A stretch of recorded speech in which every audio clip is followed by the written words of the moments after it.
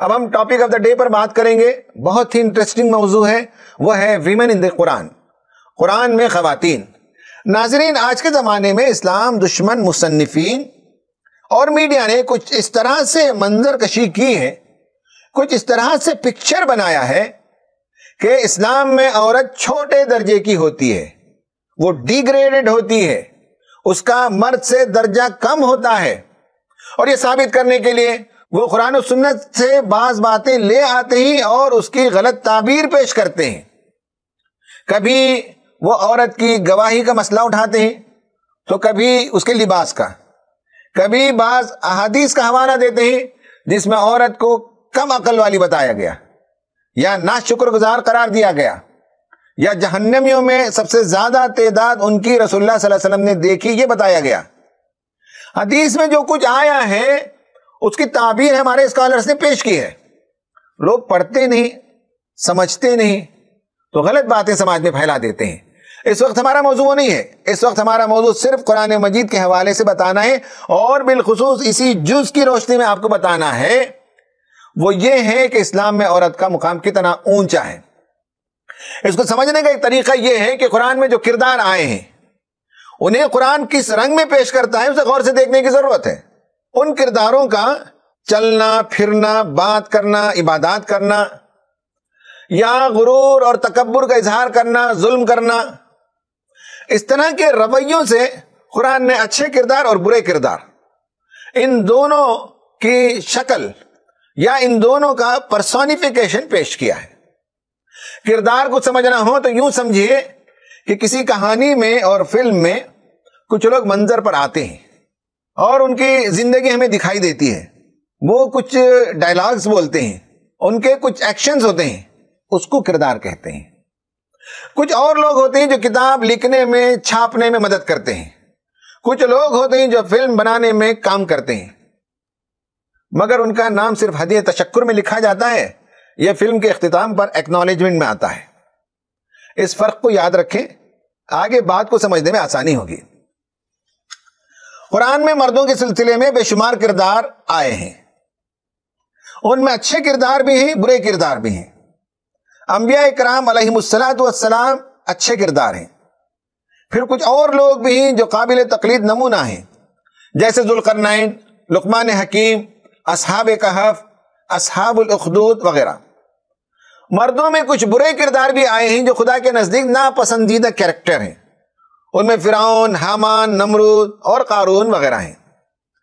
مگر حیرت انگیز بات یہ ہے کہ قرآن میں جن خواتین کے کردار پیش کیے گئے ہیں وہ سب کے سب مثبت کردار ہیں، پازیٹیو کیریکٹرز ہیں۔ زندگی کے مختلف موقعوں پر ان کا رول، ان کے ڈائلاگز اور ان کا نسوانی کردار بڑے ہی تحسین کے انداز میں پیش کیے گئے ہیں، ان میں سے ایک بھی منفی کردار نہیں ملتا۔ یہ اس بات کے لیے سب سے بڑا ثبوت ہے کہ قرآن عورتوں کو کس رنگ میں پیش کرتا ہے۔ بائبل کی طرح قرآن عورت کو ٹیمپٹرس یعنی لالچ دلانے والی یا مرد کو اکسانے والی کی شکل میں پیش نہیں کرتا، یا دیگر مذہبی کتابوں میں اسے مرد کا ضمیمہ بنا کر پیش کیا گیا ہے، یعنی وہ مرد کا انیکزر ہے۔ قرآن عورت کو ایسے پیش نہیں کرتا، بلکہ تسلیم کرتا ہے کہ اس کی ایک انڈیپینڈنٹ حیثیت ہے اور سماج میں اس کا ایک آزادانہ رول ہے، وہ کسی کا انیکزر نہیں ہے۔ قرآن نے کل 10 نسوانی کردار پیش کیے ہیں، اور وہ یہ ہیں: نمبر 1 حضرت ابراہیم علیہ السلام کی اہلیہ سارہ، نمبر 2 عزیز مصر کی بیوی، نمبر 3 موسیٰ علیہ السلام کی ماں، نمبر 4 موسیٰ علیہ السلام کی بہن، نمبر 5 موسیٰ علیہ السلام کی بیوی، نمبر 6 موسیٰ علیہ السلام کی سالی، نمبر 7 فرعون کی زوجہ، نمبر 8 ملکہ سبا، نمبر 9 حضرت عیسیٰ علیہ السلام کی نانی بنت عمران، اور نمبر 10 حضرت عیسیٰ علیہ السلام کی والدہ ماجدہ بی بی مریم۔ یہ سب مومنانہ کردار ہیں، اور مومنانہ کردار مومنوں کے لیے قابل تقلید نمونہ ہیں۔ ہمیں کہہ سکتے ہیں کہ women in the Quran have always been portrayed as believers and presented as positive characters۔ آپ کے ذہن میں اس وقت 2 سوالات اٹھ رہے ہوں گے، میں اس کا جواب اس لیکچر کے آخر میں دوں گا۔ اس تمہیدی گفتگو کے بعد آئیے آج کے اہم موضوع پر بات کرتے ہیں، وہ یہ ہے کہ قرآن عورتوں کو کس رنگ میں پیش کرتا ہے۔ اس موضوع کے لیے ہم نے اس جز کا انتخاب کیا، اس لیے کہ اس میں 5 انتہائی شاندار اور مثبت کردار کی خواتین کی زندگیوں کو پیش کیا گیا ہے۔ کردار کو پیش کرنے میں قرآن نے بڑا ہی ڈرامائی انداز اختیار کیا ہے، ڈراماٹائزیشن جسے کہتے ہیں، یعنی ان واقعات کو جب پڑھا جاتا ہے تو پڑھنے والے کا تجسس بڑھتا چلا جاتا ہے جیسے جیسے واقعہ آگے بڑھتا ہے۔ اس میں پہلی 3 عورتوں کو لیتے ہیں، فرسٹ 3 ویمن کیریکٹرز، سورہ نمبر 28 آیت نمبر 7 سے 13 تک، لیکن اس میں سے صرف ہم ایک آیت کی تلاوت کرتے ہیں۔ وَأَوْحَيْنَا إِلَىٰ أُمِّ مُوسَىٰ أَنْ أَرْضِعِيهِ فَإِذَا خِفْتِ عَلَيْهِ فَأَلْقِيهِ فِي الْيَمِّ وَلَا تَخَافِي وَلَا تَحْزَنِي إِنَّ رَادُّهُ إِلَيْكِ وَجَاعِلُوهُ مِنَ الْمُرْسَلِينَ۔ ہم نے موسیٰ کی ماں کو اشارہ کیا کہ اس کو دودھ پلا، پھر جب تجھے اس کی جان کا خطرہ ہو تو اسے دریا میں ڈال دے، اور کچھ خوف اور غم نہ کر، ہم اسے تیری ہی طرف واپس لوٹائیں گے اور اس کو پیغمبروں میں شامل کریں گے۔ آپ تصور کی آنکھوں سے 3500 سال پہلے والے مصر کے ایک سلم ایریا میں پہنچ جائیے۔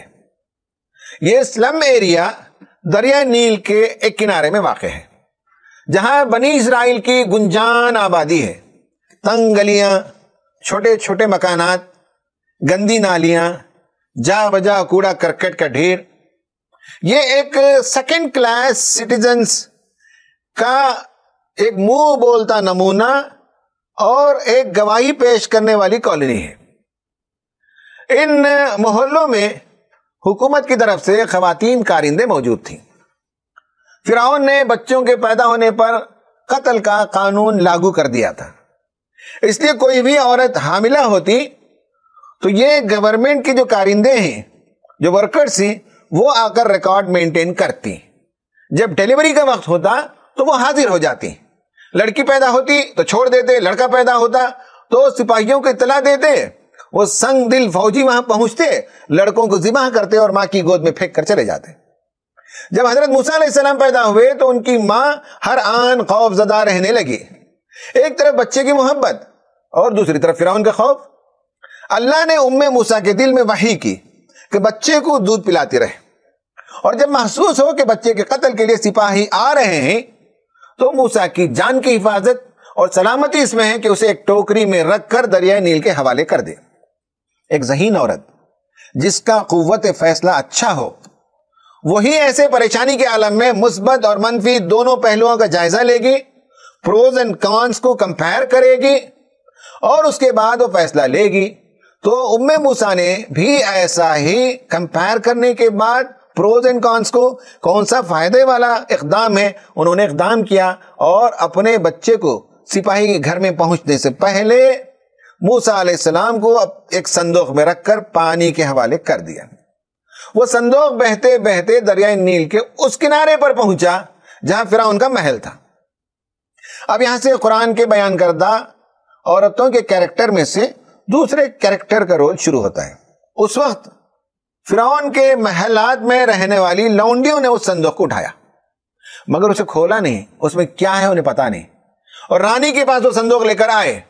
رانی نے کھولا تو ایک چاند سا مکھڑا، ایک چھوٹا سا پیارا سا بچہ، موہنی صورت والا۔ اللہ تعالیٰ نے اس رانی کے دل میں محبت ڈال دی۔ وہ فرعون کی بیوی تھی، تفسیر کی کتابوں میں اس کا نام آسیہ ملتا ہے۔ بچے کو دیکھتے ہی اس کا دل محبت سے بھر گیا۔ عموماً عورتیں نرم دل ہوتی ہیں، مامتا ان کی فطرت ہوتی ہے، اس لیے عورتوں کو اپنے بچوں کے علاوہ دنیا کے دیگر بچے بھی پسند آتے ہیں۔ ہاں، ایک اور بات ہے کہ آج کے زمانے میں کچھ عورتیں ایسی ہیں جو اپنی فطرت کے خلاف بغاوت کر بیٹھی ہیں اور اس کے خلاف چلنے کو فیشن سمجھتی ہیں، اور جذبہ مامتا کو انہوں نے اندر سے نکال کر پھینک دیا۔ یہ تو کچھ خواتین ہوتی ہیں۔ بہرحال بی بی آسیہ نے حضرت موسیٰ علیہ السلام کو اٹھایا، جب فرعون کے سامنے پیش کیا تو وہ اسے قتل کرنا چاہتا تھا، لیکن بی بی آسیہ نے اسے روکا، کہا کہ بچے کو ناحق قتل نہ کر، اور اس کی زندگی کی سفارش کی اور کہا کہ ممکن ہے کہ یہ میری اور آپ کی آنکھوں کی ٹھنڈک بن جائے. کہتے ہیں کہ فرعون نے کہا کہ تیری آنکھوں کی ٹھنڈک ہو جائے تو ہو جائے, مجھے آنکھوں کی ٹھنڈک کی ضرورت نہیں ہے. سائیکالوجی کا ایک نقطہ نظر یہ بھی ہے کہ انسان کا جو عمل ہوتا ہے وہ اس کی سوچ کے تابع ہے. آسیہ نے آنکھوں کی ٹھنڈک سمجھ کر اٹھایا اور اللہ تعالیٰ نے واقعتاً حضرت موسیٰ کو آسیہ کی آنکھوں کی ٹھنڈک بنا دیا. امید کی قیامت میں بھی بی بی آسیہ کو بہت اونچا مرتبہ ملے گا, چونکہ وہ حضرت موسیٰ علیہ السلام کی دوسری ماں, فاسٹر مدر تھی. یہ رشتہ بھی بڑا اہم ہے اور قرآن نے ذکر کیا ہے کہ وہ جنت پانے والی عورتوں میں سے ہیں. بی بی آسیہ نے یہ بھی کہا کہ شاید یہ بچہ ہمیں نفع پہنچائے. واقعتاً وہ بچہ دنیا کے لیے نفع بخش ثابت ہوا. اب اگر کوئی روشنی سے فائدہ نہ اٹھانا چاہے اور اپنی آنکھیں پھوڑ لے تو ہم اسے بدقسمتی کہیں گے. اب پھر پہلے کیریکٹر کا ذکر کیا اور بتایا کہ موسیٰ کی ماں کا دل اڑا جا رہا تھا. وہ اپنے لخت جگر کو دریا میں ڈال کر بہت پریشان تھی. انہیں کسی پل صبر نہیں آ رہا تھا, سکون نہیں مل رہا تھا. ممکن تھا کہ وہ راز فاش کر دیتی کہ میرا بچہ ضائع ہو گیا, مگر ایک اچھے کردار کی عورت وہ ہے جو ایسے موقعوں پر صبر و سکون کے ساتھ رہے تو اللہ تعالیٰ کی طرف سے اس پر سکینت نازل ہوتی ہے. انہوں نے ویسا ہی کیا, اپنے جذبات کو قابو میں رکھا اور ضبط میں رکھا. قرآن کہتا ہے کہ انہوں نے ایسا اس لیے کیا کہ وہ ایک مومنہ عورت تھی. اب تیسرا خوبصورت کردار دیکھیے. ام موسیٰ نے اپنی ایک بیٹی جو ذرا سمجھدار ہو گئی تھی اس سے کہا کہ اس صندوق پر نظر رکھنا. حضرت موسیٰ کی اس بہن نے بڑا پیارا کردار ادا کیا. اس چھوٹی بچی کا پریزنس آف مائنڈ کہ وہ صندوق کو فالو کرتی رہی اور ایک جگہ جا کر اس نے محسوس کیا کہ یہ صندوق اب بادشاہ کے محل کے اندر چلا گیا. اب آپ غور کیجئے کہ بادشاہ کے محل میں داخل ہونے کے لیے ذہانت بھی چاہیے اور ہمت بھی چاہیے, اور سیکیورٹی گارڈز پوچھیں تو کوئی وجہ بھی بتانی چاہیے. بہرحال اس لڑکی نے بڑی عقل مندی سے کام لیا, بڑی ہمت کے ساتھ اس نے معاملات کو ڈیل کیا اور وہ شاید اندر چلی گئی. ادھر محل میں جتنی دائیاں تھیں ان سب نے بشری محبت اور پیار کے تقاضے کے تحت حضرت موسیٰ علیہ السلام کو دودھ پلانا چاہا, لیکن موسیٰ علیہ السلام تھے کہ کسی کا دودھ کا ایک گھونٹ بھی حلق سے اتارنے کے لیے تیار نہیں تھے. اب انہیں کسی اور دودھ پلانے والی دائی کی تلاش تھی. یہ لڑکی سامنے کھڑی تھی صبر و سکون کے ساتھ. اس نے کہا کہ اگر یہ بچہ دودھ نہیں پیتا تو ہم اس کے لیے ایک دائیا کی تلاش میں آپ کی مدد کر سکتے ہیں. میں تمہیں ایک دائی کا پتہ دوں گی, ممکن ہے کہ یہ بچہ اس کا دودھ پی لے اور اس کی پرورش کرے. آخرکار سرکاری آدمیوں نے اس بچے کو لیا اور وہاں پہنچایا جہاں اس بچی نے اشارہ کیا. وہ دراصل حضرت موسیٰ علیہ السلام کی ماں ہی تھی. کچھ دنوں کے بعد بی بی آسیہ نے ام موسیٰ کو محل میں طلب فرمایا اور کہا کہ تم یہیں رہ جاؤ. حضرت موسیٰ کی ماں نے منع کر دیا اور کہا کہ بچے کو روزانہ میرے پاس بھیج دو اور پھر میں شام میں تمہارے پاس واپس بھیج دیا کروں گی. اس طرح بچہ ام موسیٰ کی گود میں واپس آیا. دولت اور عزت بھی ملی, انعام و اکرام بھی ملا. جو اللہ تعالیٰ پر یقین رکھتے ہیں تھوڑی سی مصیبت کے فوراً بعد اللہ تعالیٰ راحت عطا کرتا ہے. خواتین و حضرات, یہ 3 عورتیں تھیں جن کا شاندار کردار قرآن نے پیش کیا. اب اسی جز میں اور 2 خواتین کا ذکر آتا ہے. ان میں بھی ہماری ماؤں اور بیٹیوں کے لیے بہت اچھی مثال ہے اور اچھا نمونہ ہے. سورہ نمبر 28 آیت نمبر 22 سے 29 تک آپ ملاحظہ کریں. ان میں سے ایک آیت کی ہم تلاوت کرتے ہیں. وَلَمَّا تَوَجَّهَ تِلْقَاءَ مَدْيَنَ قَالَ عَسَىٰ رَبِّي أَن يَهْدِيَنِ سَوَاءَ السَّبِيلِ. مصر سے نکل کر جب موسیٰ علیہ السلام مدین کا رخ کیے تو انہوں نے کہا امید ہے کہ میرا رب مجھے ٹھیک راستے پر ڈال دے گا. ناظرین, اب قرآنی نسوانی کردار کے نمبر 4 اور نمبر 5 کیریکٹر کو دیکھیے. حضرت موسیٰ علیہ السلام مصر سے چلے اور مدین پہنچے. وہاں ایک کنویں پر آئے تو دیکھا کہ چرواہے ہیں جو ڈول سے کھینچ کھینچ کر اپنے جانوروں کو پانی پلا رہے ہیں. اس کنویں کے پاس 2 لڑکیاں کھڑی تھیں. وہ دونوں بہنیں تھیں. ان کے والد بزرگ ہو چکے تھے, معاشی دوڑ دھوپ کی پوزیشن میں نہیں تھے. یہ 2 نوجوان لڑکیاں اپنے گھر کی بکریاں چراتی تھیں. ان سے حضرت موسیٰ علیہ السلام نے پوچھا تمہارا کیا ماجرا ہے؟ ان لڑکیوں نے جواب دیا کہ یہ مرد حضرات جب چلے جاتے ہیں تب ہم اپنی بکریوں کو بچا ہوا پانی پلاتے ہیں۔ حضرت موسیٰ علیہ السلام کو ان کی حالت پر رحم آیا اور انہوں نے پانی کھینچ کر ان بکریوں کو پلا دیا۔ کہتے ہیں کہ مرد حضرات پانی پلانے کے بعد کنویں کا منہ ایک پتھر سے بند کر دیتے تھے، اور وہ پتھر اتنا وزنی تھا کہ اس کا اٹھانا ایک یا دو آدمی کے بس کی بات نہیں، 2-3 لوگ مل کر اسے موو کرتے تھے۔ حضرت موسیٰ علیہ السلام نے تنہا اس پتھر کو سرکا دیا۔ پانی پلانے کے بعد آپ ایک درخت کے سائے تلے آرام فرمانے لگے اور دعا کرنے لگے، رب اس نئے شہر میں مجھے جو کچھ بھی تو عطا کرے گا میں اس کا محتاج ہوں۔ لڑکیاں جب وقت سے پہلے اپنی بکریوں کے ساتھ گھر پہنچ گئیں تو ان کے والد ماجد نے دریافت کیا تو بچیوں نے بتایا کہ آج ایسا ایسا واقعہ ہوا۔ ان کے والد نے کہا کہ جاؤ اس کو میرے پاس لے آؤ۔ ان میں سے ایک حضرت موسیٰ کے پاس آئیں۔ جس طرح پاک دامن عفیفہ لڑکیوں کا دستور ہوتا ہے، شرم و حیا سے چادر میں لپٹے ہوئے آئی، ایک کنارے کھڑی ہو گئی اور کہا کہ ابا جان آپ کو اجرت دینے کے لیے بلا رہے ہیں جو آپ نے ہماری بکریوں کو پانی پلایا۔